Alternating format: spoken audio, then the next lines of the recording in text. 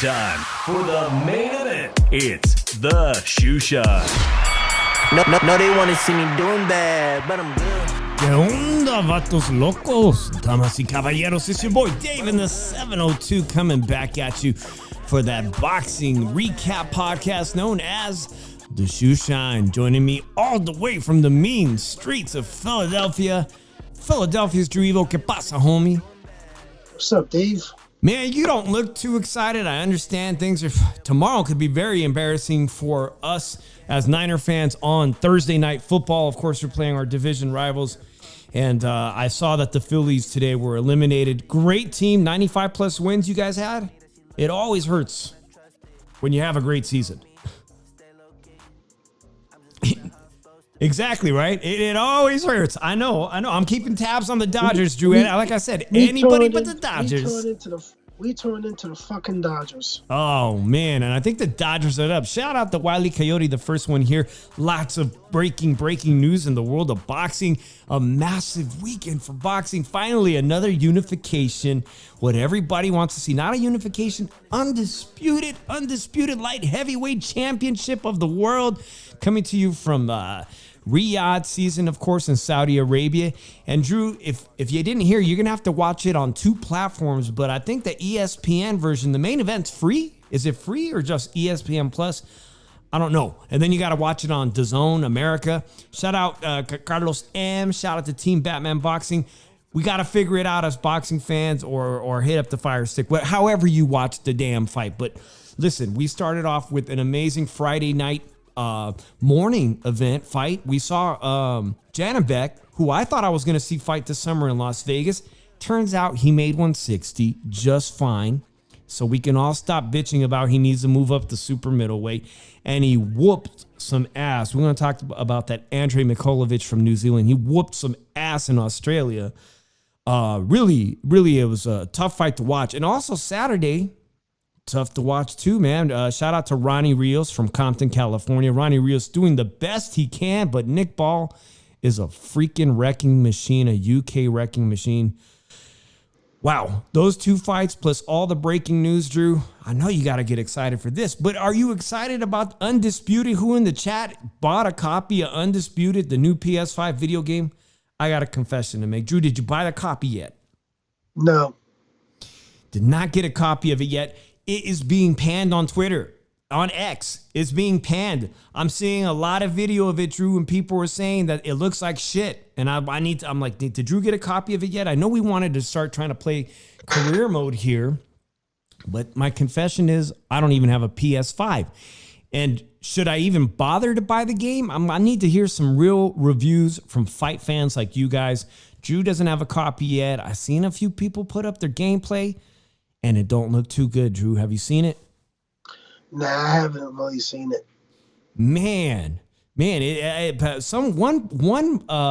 YouTube podcaster likened it to Atari graphics. Another person said the gameplay is awful, that they allow shit like 3 left hooks in a row, and some of those get through. So it's not necessarily authentic to what might really happen. I don't know. The verdict is still out there. Let us know in the chat, guys, or in the comments section afterwards if you're going to invest in that video game Undisputed, if it's something worth. And for me, who don't even have a PS5, I don't know, Drew. Not to mention, I have carpal tunnel in my right hand, so I don't know if I need to start playing video games. Might not be a good idea. Thanks a lot, guys. Carlos M says, well, the graphics look dated, to be honest. Don't know about the gameplay. Yeah, I was like, that's a big investment. What's that game cost, Drew? Gotta be like 60, 70 bucks. 60. Ooh. Man. Oh, Wally Coyote says, I got PS3, no PS5. Yeah, it's a big investment, Drew. So let's get to the fights from Friday and Saturday, and we'll get into some breaking news. Of course, everybody's talking about Bud Crawford telling Fedor to go fight Spence. So it looks like we won't be getting that unification. That's major news. David Benavidez and David Morrell agree to fight, 2 interim champions. A great fight, a fantastic fight. And we're going to get to the main event. Of course, Bivol versus Beterbiev, and will Canelo be waiting in the wings to fight the winner? And will he make those guys kick rocks? I'm talking about David Benavidez and David Morrell. Will they be sent away by Canelo? I know you got a lot to say. But let's get to this Janibek situation, Drew. He made weight comfortably, and he beats the shit, excuse my French, out of this guy Mikhailovich. He dropped him in the second round. I've never seen a guy on rubbery legs like that. Like, you could have called it off in the second round. But he went valiantly on until the 9th, hanging on for dear life, trying to fight in spots, missing wildly, and Janibek toying with him like he's a cat toying with a mouse. Eventually, they call the fight off in the 9th. They say the hell with that. Impressive performance, but what can we gather from that, Drew? And even bigger news. What did you think of this performance by Janibek in Australia? Tell you the truth, is like an on performance. Like, he's off one performance, then he's on the next one. Like, he's probably one of the most inconsistent, undefeated fighters out there right now. It's surprisingly, like I said, he made weight. And the week before, and I know you've been really high on Hamza Shiraz, the 160-pound, 6'3", 6'4" middleweight out of the UK. I am too. I really like watching him on to fight on the Riyadh season. The WBO has ordered Janibek. Here's the order right here. I know you guys can't read this probably. It's pretty damn small, but the WBO today announced it. That, let's see here, for Queensberry, that represents Team Shiraz, and Top Rank, that represents Janibek. Well, you guys got to have X amount of time to agree to fight. And Janibek is on board, man. Janibek ain't no punk, and I want to know what you guys think. Are you proud of Janibek? He says he's no punk. He said, let's go. Let's do it. He's willing to take on a high-risk, low-reward threat in Hamza Shiraz. And Drew, now that this fight is on potentially going to be made, do you still feel Janibek can't beat Hamza Shiraz? I think Shiraz stops him. Flat out, you think Shiraz stops him? I'm wondering if when this fight gets finally made, if Janibek's going to have an easy time still making weight. He's very muscular. He's very big for 160. But then again, Hamza Shiraz is a freak of nature. How does he make 160 with all that size, reach? I mean, he's the middleweight version of Sebastian Fundora at 154, guys. Very happy news. Very happy to hear that. We're not going to get this unification between him and Carlos Adames next. We're not going to get a unification between anybody and Lara, the WBC champion, at 160. But we've got Hamza Shiraz potentially ready to pick up his first title. And because of that, he could start thinking about cleaning out the division, Drew. Hang in there with me, Drew. That is the big news. So, yeah, let's see. Team Batman Boxing says, hey, he loves the fight. I love that fight, too, and I'm happy to hear. Today's kind of a good news day, Drew. Lots of fights that we think couldn't happen are suddenly been announced, and they're on the table. A lot of good shit happening in the sport of boxing today, this week specifically. All right, that brings us to Saturday, Drew. Nick Ball, the 5'2" featherweight wrecking machine, arguably should have got the win against the Mexican tall, lanky fighter. Who's that dude? He moved up to 130, got his ass beat at 130. Ray Vargas. Ray Vargas is still a thing, guys. Ray Vargas moves up to 130, gets to keep his title at 126. He didn't even beat Nick Ball, did he? It's a draw. Yeah, he got a draw. And let's be honest, man. I don't think he deserved the draw. He got robbed in that fight. And I'm talking about Nick Ball should have walked away with the win. He gets a win against another Mexican fighter and picks up that title. And we were set to have like this Styles make great fights. And at 126, I'm like, damn, Nick Ball has to fight Elvinado Lopez, the featherweight champion for Top Rank. Because Elvinado Lopez had been on a European wrecking tour. He destroyed including Irish champions, Mick Conlan. He destroyed all the UK champions. I'm like, dude, Nick Ball and him need to fight. And then come to happens that Las Vegas' Angelo Leo knocked out just recently, just less than a month ago, knocked out Elvinado Lopez. And Elvinado Lopez got a brain bleed off that shit. I'm still waiting to hear whether or not Elvinado Lopez's MRIs, they're going to do more tests on him to see what's up with that. Is his career over or whatnot? He lost the title, Angelo Leo, and now they're talking potentially Angelo Leo versus Nick Ball. But Drew, Rios' ass whooping, we're talking about ass whoopings. Friday night, that was a really bad ass whooping. Rios got dropped multiple times, had some success to the body against Nick Ball, had some success here and there, tried to get going but couldn't get in rhythm, was really outgunned. 34-year-old Ronnie Rios, been in there with some tough guys, been in there with Ray Vargas too, himself. Ends this fight getting his ass thrown, literally knocked out the ring. And it can't be more embarrassing than getting knocked out the ring. But Ronnie Rios going out on his shield, a really solid fighter, and it might be time to consider hanging him up because at this point, he's just a gatekeeper. Excuse me. Let's see. Team Batman Boxing says, big fan of Ball Guys, is a beast, well worth the ticket price. He's very fan-friendly. It was a good night in Liverpool, of course, and he's very fan-friendly. A couple of names that were being brought up, Drew, is surprisingly, let's talk about Philadelphia and your guy, man, because right after this fight, they were talking about that he was quickly becoming a number one mandatory. I'm talking about your guy, Stephen Fulton. And there's breaking news about Stephen Fulton coming out today, man. I wanted to see Stephen Fulton, who did impress me at 126. He's had a rough start, but then he ends up pulling it out like a champion at 126. Drew, Stephen Fulton, it's announced he is going to be fighting Figueroa in a rematch that they had. One of the best fights of 122 will be on the undercard of one of these PBC fights. Not a rematch I want to see. It was a good fight, but PBC, what's up with PBC cock blocking unifications and they just want everything for themselves, and really, like, they can't really, like. I just don't think that PBC is really not really ready to work with anybody. And it sucks because they're cock blocking an opportunity here. Stephen Fulton obviously would be a great matchup. Stephen Fulton got a chance to fight Inoue, lost his title, moved up, and here he's getting an opportunity. He's kind of first in line to fight Nick Ball. And instead, they would prefer to do an in-house fight, which just seems to be the way of PBC, man. An in-house fight when you have an opportunity here for a spectacular matchup with Stephen Fulton, the American, versus Nick Ball. Who else is being talked about as potential opponents for Nick Ball? Obviously, this is my favorite matchup at featherweight, is this freakish beast, Rafael Espinoza, who beat the Cuban to take his title, Rafael Espinoza of Mexico. Nick Ball, like I said, man, he's a Mexican wrecker. He's beat Mexicans. He's beat Chicanos from Compton, California. Can he beat Rafael Espinoza from Guadalajara, who's 6'1"? What do you guys in the chat think about this matchup? 5'2", nearly a foot taller, Drew. Styles make fights, Drew. You ever seen a guys this far apart in height and reach? It's a big disadvantage. Ball has to literally get inside to have a shot. Everything. He would definitely have to fight on the inside to chop down a tree this big.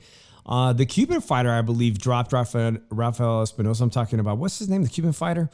A great fighter, a gold medalist, Robeisy Ramirez, right? He dropped him, I believe, in their title championship fight where Rafael Espinoza rallied back in the 12th and went out to win that fight and win that title. This reminds me of what a potential matchup between Terrence Bud Crawford and Sebastian Fundora would look like. Nearly a foot apart. Yeah, Wile E. Coyote, he's 5'2", but man, he is just the stockiest, muscular. I mean, the guy is a beast in the ring if you haven't seen him fight. That is a great unification, but I think even Angelo Leo versus Nick Ball makes more sense, and Angelo Leo is not the type of fighter to back away from any fight. I think that is a great fight to make. Nerd says Espinosa punches Ball like a ball. Yeah, so everybody wants to fight Nick Ball. There's some great, I hope it doesn't end up like these fighters at 135, Drew. Gervonta Tank Davis in the news because at 135, none of these guys want to fight. You got Shakur Stevenson with some kind of injury. And by the way, Drew, I don't know if you saw what Shakur posted on IG. It was really, really suspicious. It involved anal butt play. And then he removed it on Instagram. But, the good folks on X and Twitter managed to put up his post. You didn't see that?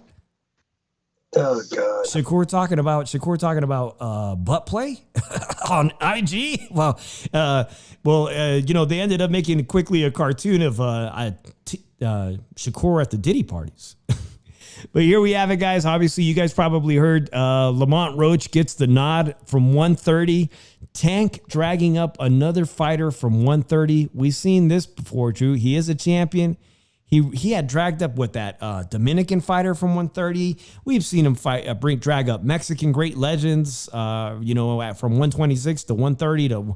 He's done this before, Drew. When he can't get fighters to fight, he drags them up or he looks for the weakest link at 140. I want to know your thoughts because I have a lot of respect for Lamont Roach, but is this another cherry pick or are we disrespecting Lamont Roach? No, it's a cherry pick.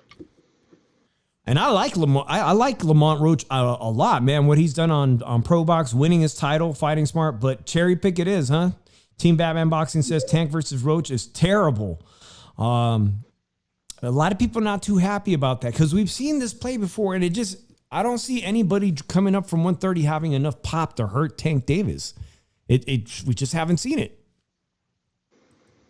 Yeah. All right, so obviously that's what's going on at 135. Like I mentioned before, if you didn't see it, I guess Shakur put some IG post about anal butt play. I don't know what the dude is thinking. He needs to heal and get back into training.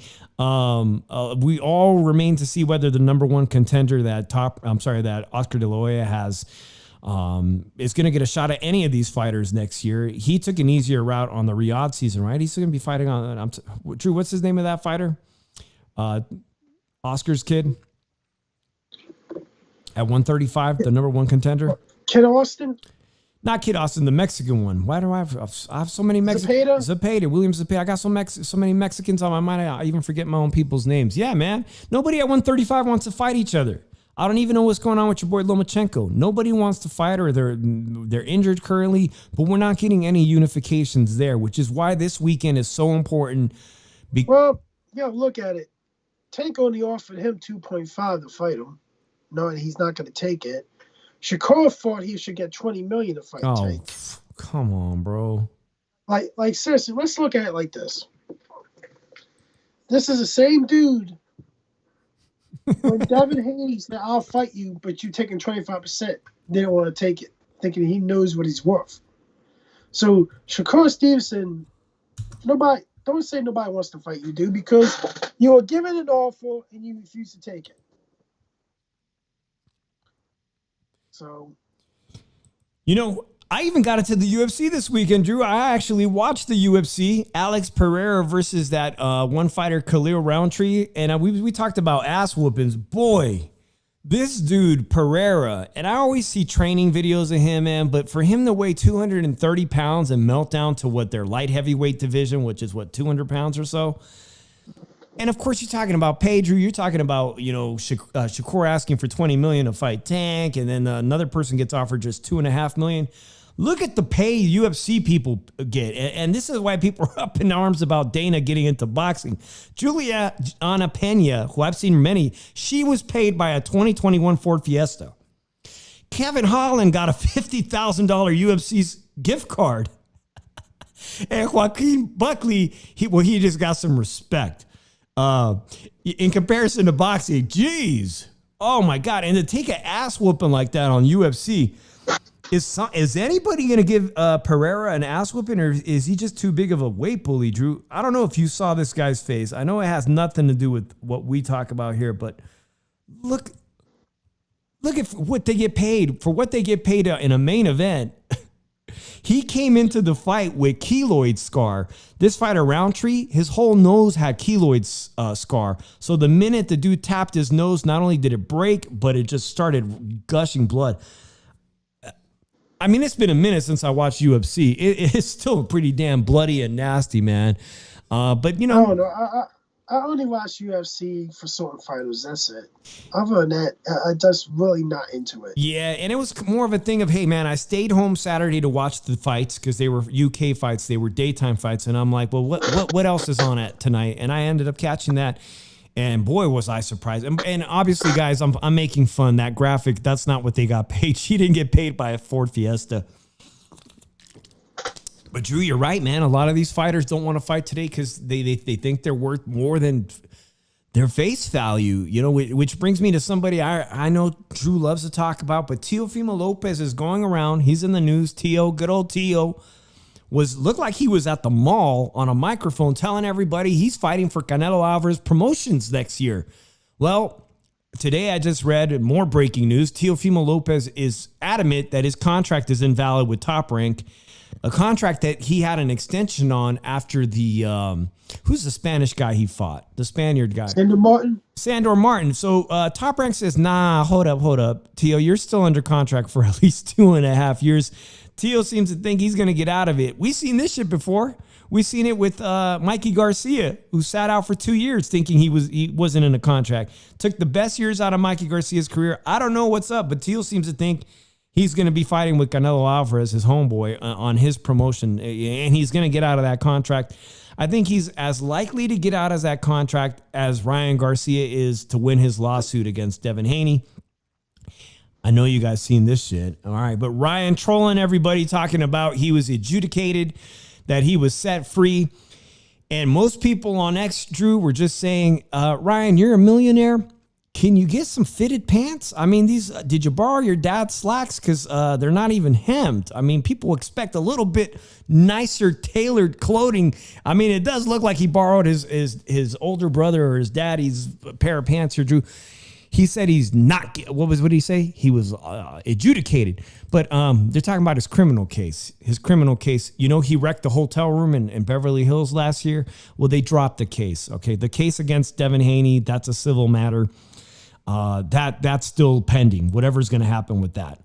A nerd, I do agree. Shout out to D-Style Boxing, who, by the way, if you didn't see earlier today, I had read that Robert the Ghost Guerrero's kid, it was had improved to 4-0, and I guess D-Style had a great interview with him. Amazing how time flies. I remember seeing Robert the Ghost Guerrero in San Jose when he fought a Thai fighter, and the entire stadium was full of San Jose boxing fans. I couldn't believe it. And now his son is a pro.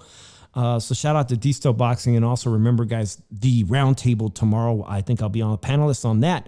So make sure you tune in to either D-Styles or D-Style. Drop in the channel which channel the roundtable is going to be at tomorrow. But back to some boxing, Drew. We talked about Nick Ball. We talked about Janibek.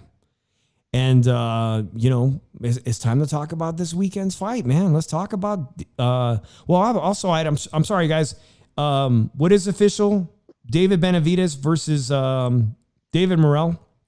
Let's talk about that quickly before we get to the main event and our picks, Drew, because this is a fight I didn't think would ever get made. But apparently, they pulled a fast one on us. Benavidez put on his Instagram, there was a lot of names on the table, but I wanted to give my fans the best fight possible. I reached out to David Morrell and his team to make this happen, and we got the contract done. Fire. This is really going to be a banger, and I hear that it's going to be in Las Vegas, where David Benavidez is already building a great fan base. Were you surprised to hear the news? No, because they look at it like this. They looked at Morrell's performance in light heavyweight, and they think they could beat him, but they don't realize that Benavidez looked like shit in his fight with Grostic and everything, and he got gassed out. Morrell did it, but David did. And I don't know. I think this is something that they overthought and everything. And now They're not in. They're not. They're in a. They're going to put themselves in a bigger war now than what they participate and everything. I'm going to make a pick for us. I think Morrell beats him. Shout out to Nando who's joining us in the chat. It's been a minute. Nando, he says, Bandera Blanca Benavidez finally got some shame. This is a tremendous fight. And both of them, we got to see them, back to back. We saw him fight Zvodzik, the former lightweight champion. We saw David Benavidez. I thought he won almost every round. I don't know how you had it, Drew, but people still panned his performance, his debut at 175, saying David Benavidez can't do shit at 175. But then we saw at Riyadh season in Los Angeles, we saw David Morrell have a little trouble with Hot Rod too. He didn't look so great either, did he? But I look at it like this. He didn't win every round, David Benavidez. After round 4, he gassed out. And Rosdick was getting hits on him and everything. I scored the fight 8-4, 116-112, Benavidez and everything. He could have easily made it a closer fight and everything, but it was like that.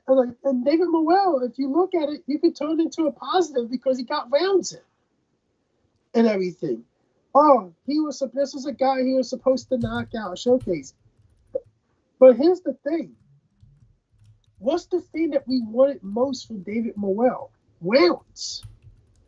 And he got that. And did he look tired? Not really. It's just he went he was acclimated to a new weight class and everything. And I really look at it was that David Benavidez gassed himself out, and it could have cost him the fight. David Morrell was really not in no danger of losing his fight.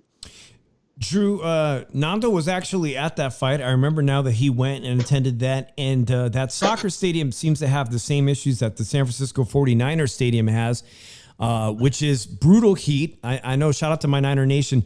They said Sunday's game was the hottest game, blah, blah, blah. And I'm like, I know the woes at the stadium the 49ers have. The sun comes down on one side of the stadium and just burns the shit out of people's faces. But I live in Vegas now, and I've been dealing with 100-degree weather for 5 fucking months. Excuse my language. It's been over 100 for 5 months straight. So y'all Niner fans got to chill on it's too hot in Santa Clara. I lived in Santa Clara for 10 plus years, guys. I mean, you do make a valid point, Nando. Fighters that aren't used to fighting outside, it was an outdoor fight. And the sun can beat down on certain people, and it can affect the performance of players. And just for that, I'm going to say the Niners, that's why they played so bad the other day, losing to the Cardinals. But, hey, Drew, for real, guys, obviously you guys know what's going on in the state of Florida. And just know that me and my wife have the people in Florida in our thoughts and prayers. And I hope you do too, because you guys could easily be watching Storm Watchers on YouTube, which Drew, before this, I had a Storm Watch channel on YouTube. They had 140,000 people live watching guys driving around in their trucks, risking their damn life with storm surges coming a fifth. I mean, this is some deadly shit. So everyone, I have you guys in my thoughts and prayers in the state of Florida. It's very scary stuff. My wife, who likes to work with rescue organizations for animals, Drew, even the animals, you know what I'm saying? There's dogs and cats out there that are going to lose their lives. People, get your animals and head for safety. All right. That being said, David Morrell versus David Benavidez. Do you have an early prediction? I say Morrell wins this fight. Straight up. Now, WBC interim champion, I believe, is David Benavidez, and the WBA interim champion. Both of these guys moved up from super middleweight because they could not get the fight with Canelo, even though for the longest time, David Benavidez was the mandatory. He didn't enforce it. He didn't sue Canelo. He didn't pursue it with the WBC. He just kind of waited. Both of them move up to 175. They're both potentially number ones, to respectively Dimitri Bivol and Beterbiev. The winner of this fight, David Morrell versus David Benavidez, is going to have 2 interim titles. You're going to think that's the immediate person who get to crack at the winner of this Saturday's unification undisputed matchup. But is Canelo Alvarez going to play spoiler and say, yo, because Canelo's going to be in the news this weekend, Drew. I've got news that Canelo is headed to Japan this weekend. Canelo's in negotiations supposedly for some kind of a exhibition, tune-up fight, easy fight in Japan. And he's going to be headed to Japan this weekend for the Inoue, which is not the monster, but his relative. And then Junto Nakatani's back in it. And Canelo's going to be there this weekend, Drew. And he's probably going to be there after the fight of, Beterbiev and Dimitri Bivol. And he might have a lot of cameras and microphones on him. And I'm pretty sure we're going to hear something from him about wanting to fight the winner of Saturday's outcome, man. You think he's going to cock block? He's going to and everything, but I look at it like this. If they try to go with and give Canelo, they can both easily fucking take up the court and force them to fight, to give them the fight. He did not. You make a great point. David Benavidez did not exercise that legal right. He didn't go pursue that fight against Canelo in the WBC to become his mandatory at 168 so they would enforce it. He just kind of gave up on it. He talked a big game with his promoter, Samson, behind the scenes, on camera. They did a lot of that posturing, but they didn't take him to court. And at this point, you made some big moves in your career. I'm talking about David Benavidez and David Morrell to move up. You guys took your own career path and you said, you know what, the hell with that. I'm done waiting for Canelo. I'm going to move up to 175. And you have the potential for Canelo to play spoiler again and say, nah. I've got 3 titles at 168. I'm the face of boxing. And you know what? I do want that rematch with the winner. And we're going to get to who I think are the winners of this matchup, because he absolutely wants at some point to rematch Bivol. He's talking about it. He's been talking about it. He didn't want to fight Bivol at 168, but apparently he wants to rematch him at 175. That being said, guys, drop in the chat who you guys think. It's early. There's even rumors that Fulton, we talked about Stephen Fulton versus Figueroa, part 2, that might be on the undercard. That's probably going to be here in Vegas. I hope so. I'll be in attendance if that shit happens here. And guys, you guys saw my homegirl Mom Food in here. Check out her channel. Make sure you're subscribed to her. She does a lot of fun content here on YouTube. And big shout out to Boxing Vitals. Good to see you. I'm late and I'm $1 short. Hey, Sontel Medio, better late than never, right? I appreciate that. Let's get on to this big fight card, Drew. Oh, man. Just like some AJ fangirls, period. Beterbiev versus Bivol. The unification. One person is going to walk away with everything. And the card is stacked. Like I said, it's a split card. ESPN's going to have the main event for Americans here. All right. We're going to be privy to that on ESPN. But the regular card, which features a ton of great fights, my favorite here is going to be Fabio Wardley versus Fraser Clark, that ended in a draw, a UK heavyweight fight of the year. That shit was fire. You saw that one, right? Great fight, right? Yeah. I'll give you the odds right now. That ended in a draw, although most of you guys probably you probably had a winner. Fabio Wardley is the favorite at -145. Fraser Clark, the underdog, has a +120. Very, very close odds, Drew. Who do you think pulls away? They already had a banger of a matchup. I look at it like this. There's like so many different fights we're going to have. And some of them are going to be bangers. Some of them are going to be duds. But at the end of the day, with the Morrell Benavidez fight,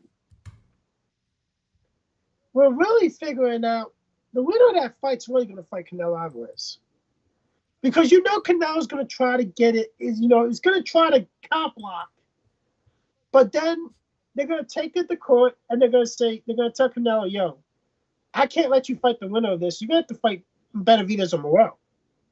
And it's probably going to happen. Drew, also on this massive Riyadh card, Jaio Pitaya, my favorite cruiserweight, in my opinion, the baddest effing cruiserweight in the world. who just came off that rematch with what's the guy? I love that guy. He officially announced his retirement. Gave Jai Opetaia, busted up his face in the rematch. Gave him two of the best fights in his life. Brady's. Correct. Brady's is the guy that Usyk said, hey, man, that was the hardest fight of my life, was fighting Brady's. Brady's announced his retirement. He's like approaching 40 now. Gave Jai Opetaia the hell of a fight. He is a negative 2,000 favorite against Jack Massey, a cruiserweight I've never seen fight. I don't know shit about him. But Jai Opetaia is in the news this week because they're talking about he might move up to heavyweight before even fighting all the other cruiserweight bums. And no disrespect to Gilberto Ramirez, who also is a cruiserweight. I'd like to see Jai Opetaia unify, become undisputed just like Usyk before making the move up to heavyweight. But what about you? Dave, it's the easiest route to undisputed form in cruiserweight. Right? To be honest. Like, I just, like, and plus, I think these other promoters that have champions in cruiserweight are going to avoid it. I'm going to figure out ways to avoid it. Come on, Gilberto Ramirez. Come on, Oscar. Don't let this is the biggest fight you can have. You got to look at it like this. That dude is borderline getting ready to become Chavez Jr. 2.0. Gilberto Ramirez? Yeah, like seriously. Chavez I just don't see it, man. I just don't see it. Like, I really now we had breaking news that Chavez Jr. is fighting another former UFC guy. Like, come on, man. It's a fucking joke. On whose card? Don't tell me it's on the Netflix card. It's probably gonna be on a Netflix card. I don't know. It's a fucking joke. And Chavez Jr. is doing this because he can't fight a pro boxer anymore. Losing to Anderson Silva gave him that indication that he can't fight a pro boxer anymore. He can't even fight a fucking journeyman and beat him anymore. Sad but true. Is Chavez Jr. in the video game Undisputed? Does anybody know if he's a character in that? Anyone know if Chavez Jr. is a character in Undisputed? I guess he's no longer popular enough to be one. But Drew, you're right. You would think that Chavez Jr. would be making an attempt to fight somebody like Gilberto Ramirez, two Mexican warriors. Like, you think they'd be like, hey. This, Dave. Let's look at it like this. Roberto Ramirez versus Opetaia would be a mismatch because Opetaia would easily outclass him and stop him. It's just point fucking blank. It's not going to be fire. It's a fucking mismatch. Well, I don't think it's ever going to happen. I think Jai Opetaia, like I said, he's a negative 2,000 favorite. Hopefully we didn't lose Drew. But Jai Opetaia versus Jack Massey, it should end in knockout and stoppage, personally. Sky Nicholson is back in action. She's a negative 650 favorite against Raven Chapman. That's Saturday as well. I don't think she's losing to Raven. We just saw one of the best women's fights of the year, obviously, with Michaela Mayer. Sky Nicholson hopefully is going to start attracting the attention of some of these other champions. Now, somebody that I really, really, really like watching, call me crazy, guys, but I'm a sucker for it. I'm a sucker for the showboating. Ben Whittaker versus Liam Cameron. Heavy favorite, Ben Whittaker. Some of you guys might be turned off by him, his antics, his fighting style, but I just think he's a phenomenally gifted athlete, and I personally enjoy watching all his bullshit and all the shenanigans he puts on in the ring. Reminds me, obviously, of the great UK fighter, Hamed, right? And Ben Whittaker is someone that I've got my eye on at light heavyweight. Obviously, he needs to start beating guys that are better than these journeymen he's been fighting and putting on these impressive, showboating performances. If he wants to get in the conversation of fighting the likes of David Benavidez or David Morrell, he's got to step it up. He's got to do something impressive this Saturday. He's got to stop him. He's a negative 2,000 favorite.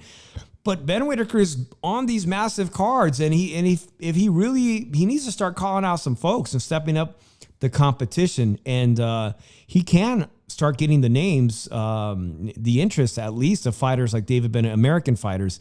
I think it would suit Ben Whittaker in his best interest to potentially take a match in the U.S. soon, if his promoter will allow him, is to come over here so at least Americans could start talking about him and his style stylistically and say, okay, this guy would be interesting with some of these American counterparts.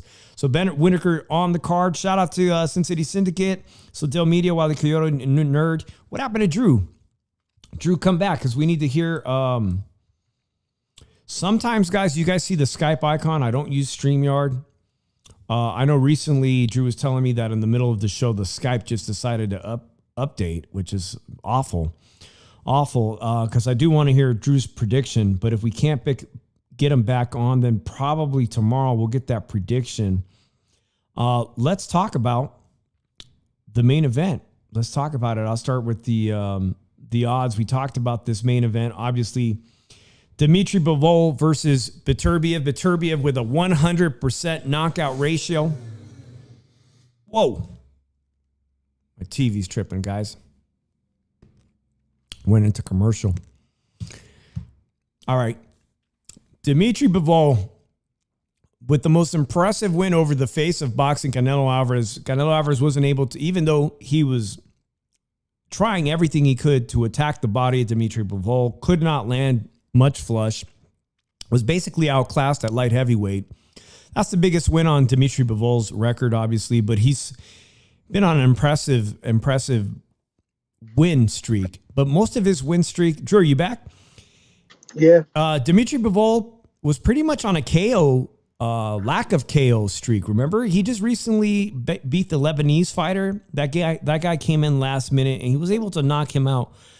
But in stark contrast, Beterbiev has a 100% knockout ratio, including the likes big names at light heavyweight. He's stopped guys like, what's that big UK guy that's all muscle? Stopped him. You know what I'm talking about? No. The guy wouldn't even... What? Caleb Smith? Caleb Smith is one. Caleb Smith is one. I'm talking about the guy whose dad passed away during that training camp. Man, he's beat everybody by knockout. That's the thing. Beterbiev has only been dropped once, but of the two, he's the only person who's ever been dropped. But his stopping power and his power for a guy who's 40 years old or on the verge of being 40 is second to none. I mean, 100% knockout ratio. And then you've got a guy in Dmitry Bivol whose plus minus statistics are unreal. Like, he's the guy who people land the least amount of punches against. You got the best defense in the world, among the top defense in the world, in Dmitry Bivol, one of the best boxers, against a guy who's not only a puncher, but Beterbiev is, he was an outstanding amateur boxer, world champion. He dropped Usyk. He dropped Usyk as an amateur. Again, 40 years old versus 33 years old. Someone's going to emerge as undisputed, Drew, but I have to remind you, man, Beterbiev just came off a major knee surgery with the meniscus tear. And I'm looking at the DraftKings odds, and you, as someone who does sports betting, you got to take that into consideration. How good are you going to buy the hype train? Beterbiev says he's healthy. He feels young. He looks good. He's the underdog. I did this 2 weeks ago. I put a bet down on Bivol to win by KO, TKO, DQ. What bet did you make? I bet that Demetrius Bivol wins by KO, TKO, DQ. That's interesting. Okay, Nando Lama says Beterbiev going to break off Bivol. Excuse me, guys. Beterbiev by decision win is paying crazy, dude. It's paying $700 on a $100 bet. If you pick Beterbiev to win on points, that's the effing bet to make, guys. But by stoppage, let me see if what by stoppage. If you guys, who of you think that Beterbiev is going to win by KO? Drew, you're saying by DQ? No, I bet on a KO or a TKO or a DQ. Okay. But Beterbiev, right? No, I bet it for Bivol to win. Really? I'm picking Demetrius Bivol to win. All right, there you guys had it, man. This is and then people are saying he ain't gonna stop a damn thing. He stopped the last guy, and we don't even know. And tell you the truth, off of Beterbiev came back to early from this shit. An injury that takes up to 9 months, 9 months to a year to heal. He's coming back in 6 months from it. Let me just look at some of these prop bets At on 40 here. years old now, Dave. At 40. Yeah. Right? And you see the way that Demetrius Bivol fights. Yeah. Like you see how if he sees something, he'll back up and reset and do another angle. To me, Alpha Beterbiev, a guy that has guys that stay in front of him and try to bang with him. Okay, Marcus Brown. He tried to box him a little bit, but Marcus Brown did not have the power, even though he gave Beterbiev problems and everything because of his movement. But here's the thing: Demetrius Bivol has power and it can do the movement too. Drew, your pick's really interesting. I'm seeing comments. People like this one. This really pays well too. Here's an interesting bet: Dimitri Bivol to be knocked down by Beterbiev, but still win by decision. That pays $1,600 on a $100 bet. That's a very high likely probability. I could see Dimitri Bivol tasting the canvas, but still winning the fight on points. It's like this. Alpha Beterbiev's two best wins is Rozic and possibly Joe Smith. You said Zvazic? Rozic or Joe Smith. I saw the Zvadzic. There's an interview out, guys, before you make your final wager. Zvadzic gave his prediction. He did an interview, and he absolutely has Beterbiev winning this fight against Dimitri Bivol. He thinks he's going to be able to cut off the ring and get Dimitri Bivol into the corner and inflict some damage. He didn't say, and he said that, Drew, he's somebody's point.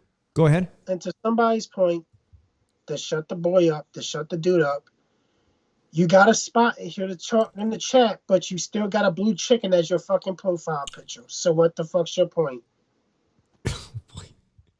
Like, come on now. You're going to keep talking shit, but you still got the same fucking blue chicken as your fucking profile picture. Drew woke up. Like, can somebody answer me why the fuck does this motherfucker have a blue chicken as a fucking profile picture? And he has the nerve to talk shit to me.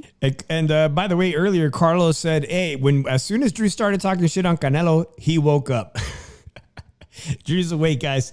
Man, it's not like that. It's dumb motherfuckers that woke me to fuck up.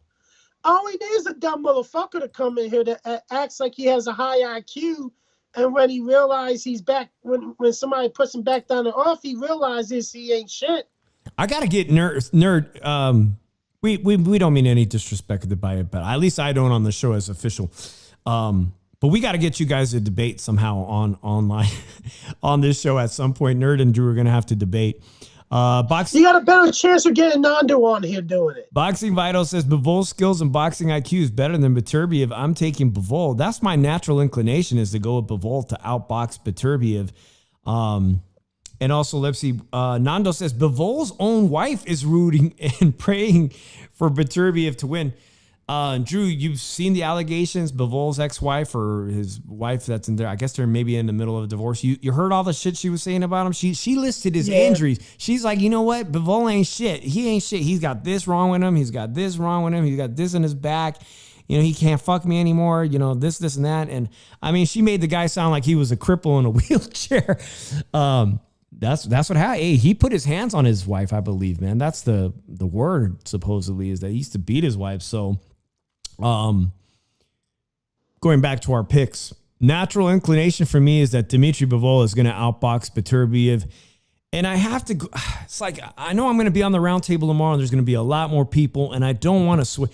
Like, I feel like this fight could be 50-50 if they were the same exact age. In fact, I would probably favor Beterbiev to stop Dimitri Bivol if they were the exact same age.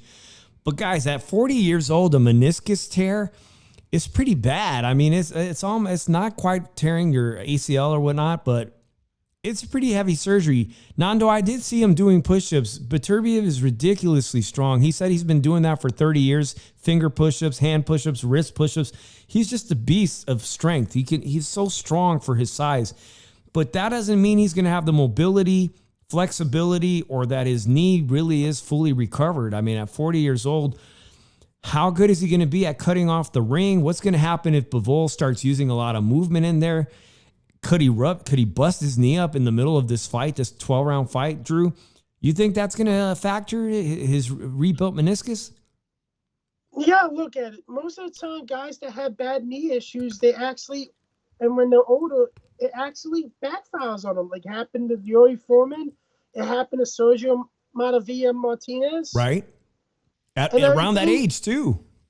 Yeah, around that age. Like, it hasn't been kind to older fighters. Chicano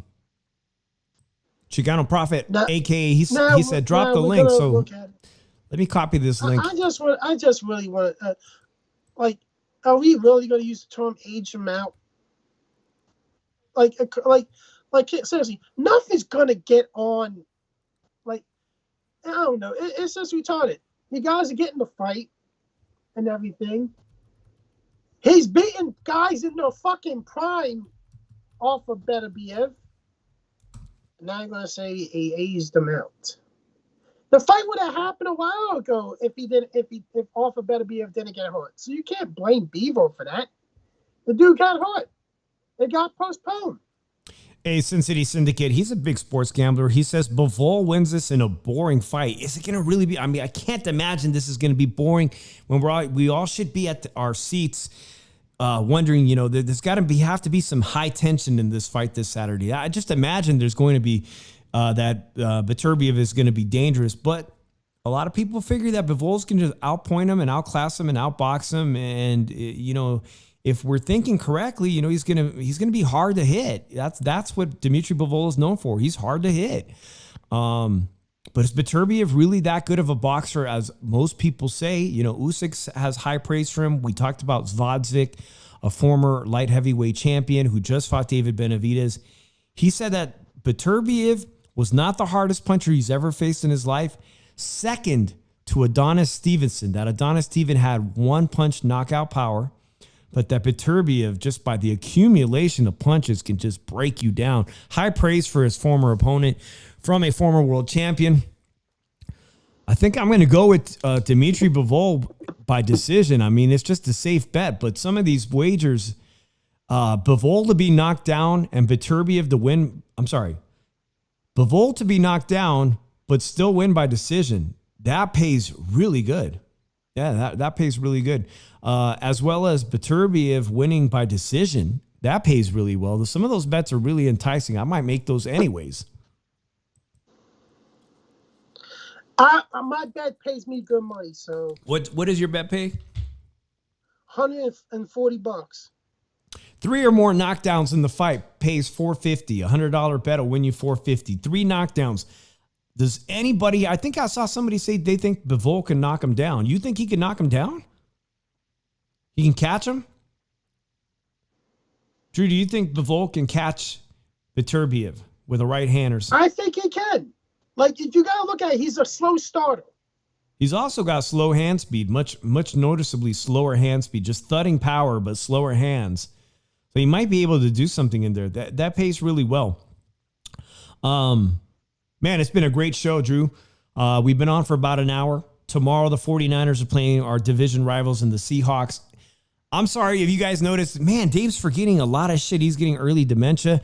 I woke up, Drew, to watch that fucking, excuse my language. I woke up to watch that Tropicana get imploded. And I was actually able to see that casino's fireworks show and drone show from my second story windows. My cat was freaked out from the fireworks, but I wasn't able to actually. I had it on the TV at the same time to watch that building explode. And I know there's some good people in this chat who've worked construction. Drew, you've worked with a lot of heavy machinery. Why would anybody risk their fucking life and risk asbestos in your? I mean, did you heard how many people died at 9/11 who were near the building who've died of cancer just 24 years later? How many record cases of cancer came out of 9/11? I don't understand, Drew. Hundreds of thousands. It looked like thousands of people were as close as possible to watch this building that they told you the building was full of asbestos. And they're like, no, people shouldn't be near the site of the implosion. I woke up to watch that shit, guys, so I'm extremely tired. It was pretty cool to watch that thing get blown up, but seriously, like, I don't know. People are crazy, man. People are crazy. I want to risk. You could have watched that shit on TV, but people wanted to see it get blown up. Anyways, I didn't get a chance, Drew, to ask you, but let me just quickly go through. There's some other great fights. Who do you think wins that heavyweight rematch between Clark and Wardley? I think Wardley's going to win it. Like, here's the thing. Every other fight on there is a fucking mismatch except for that heavyweight fight. Right. That's the best one there. I mentioned Sky Nicholson is on the card. A lot of those are going to be, that is not going to be televised in America. I think that's going to be on DAZN, right? Or is it DAZN pay-per-view? Do you have to pay for that? Here's the thing. When you got, like, European cards, you're going to have mismatches. On mostly the whole card's going to be mismatches.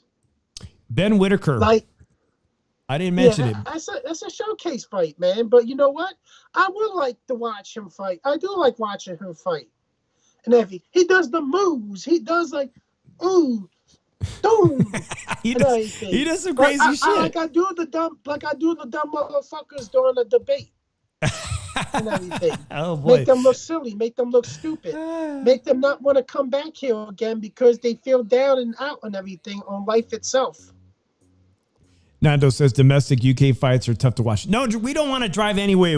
Actually, we want to engage the debate. I did drop the link, guys. I don't know if anybody tried it. That's the basically like the StreamYard link. You guys, next week, if you guys want to call in, we could use that. You're always welcome to come on using the chat. Just put it in the comments, or we'll probably start doing the phone line again. Like I mentioned, the football show is just barely starting to improve, or I've had to put the football show on vertical to attract more people to the conversation. So if you haven't tuned in to Tailgate Talk tomorrow after the Nerd, actually, I think I saw the main event for ESPN is daytime. It's going to be a daytime one, right? On the West Coast around 3 p.m. But tomorrow night, we'll see how my 49ers do. It's do or die for the team. They've got a ton of injuries on defense. The Seahawks, they could be tied for number one, Drew. A lot of people are saying this could be the end of the 49ers season. If they can't beat the Seahawks, it just gets... They play the Chiefs after that. You guys know I'm hurting. I'm hurting over here.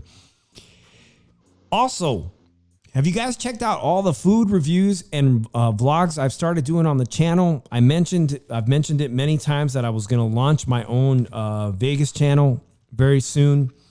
I've kind of been working on my craft, building my craft.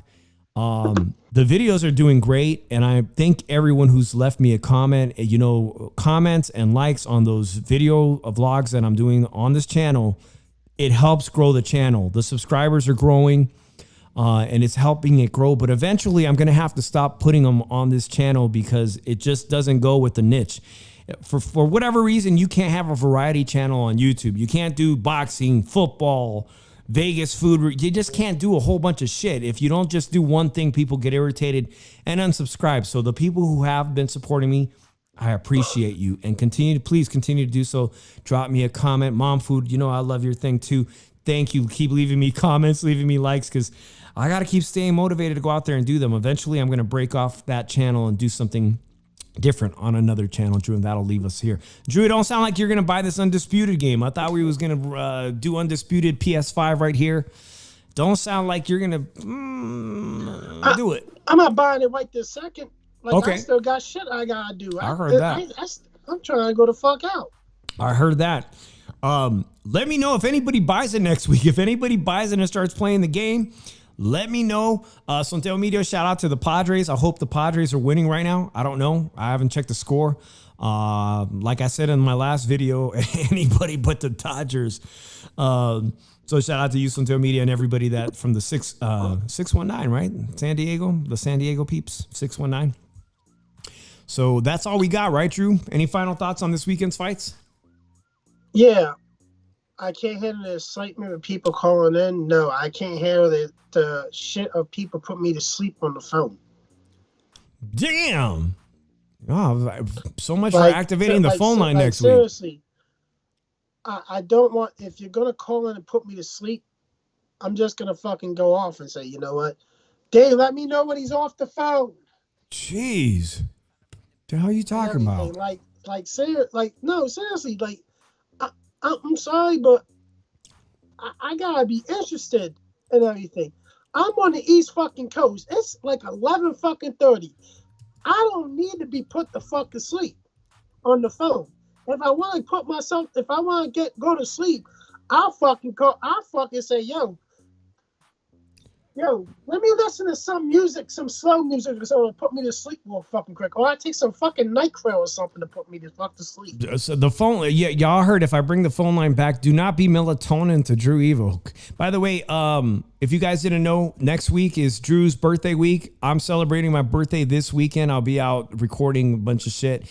But shout out to all the Libras. Next week is Drew's birthday. Do not send any melatonin his way. He don't need any extra sleep, man. I'm Dave in the 702. Philly Irish Drew Evo. It's been good to have you. We doing tailgate talk tomorrow after the Niners? All right. Yeah, after Niners get their ass kicked. Oh, come on. Don't jinx me, man. Well, come on, Dave. Yesterday you're on the phone with me saying that this is where they fucking blow it. We just barely signed a new kicker today. It's a hot mess over there. By the way, stay tuned tomorrow for Tailgate Talk. I appreciate everybody. We'll see you guys tomorrow. Everyone stay blessed. Peace out, everybody.